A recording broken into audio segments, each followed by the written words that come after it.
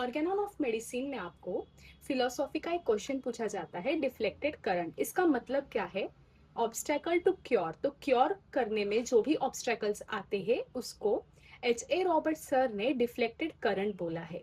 इसका detail video का link मैं डिस्क्रिप्शन बॉक्स में डाल दूंगी, आप लोग वहां से चेक कर लेना।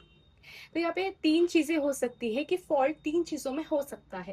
पहला है कि पेशेंट के साइड से। तो पेशेंट के साइड से अगर पैथोलॉजी जो है डिसीज की वो बहुत ज्यादा एडवांस हो चुकी है, तो pathological condition of disease.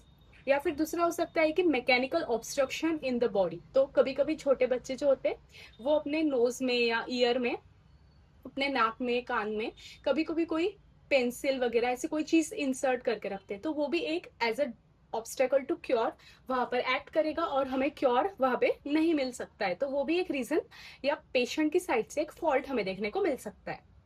Next है कि अगर पेशेंट कोई इमोशनल स्ट्रेस में है, कि अगर किसी उसके पेशेंट के जॉब में कुछ दिक्कत आ रही है या उसकी जॉबलेस वो हो गया है, या फिर उसके फैमिली में कोई जो नजदीक में उसके फैमिली मेंबर में किसी की डेथ हो गई है, तो ऐसे बहुत सारे रीजन हो सकते हैं जिसकी वजह से वहां पे हमें इमोशनल स्ट्रेस देखने को मिल सकता है।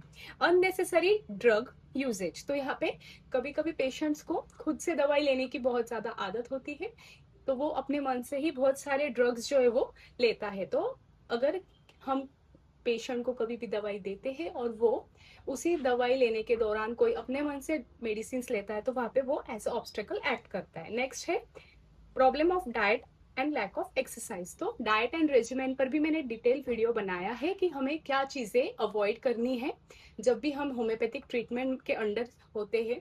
तो उसका भी लिंक मैं डिस्क्रिप्शन में डाल दूंगी, आप लोग चेक कर लें।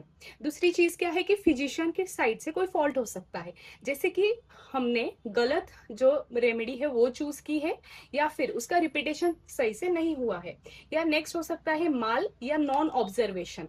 तो या तो जो पेशेंट है उसकी तरफ फिजिशियन का जो भी ऑब्जर्वेशन है वो माल मतलब खराब है, या फिर उसने ठीक से ध्यान ही नहीं दिया है।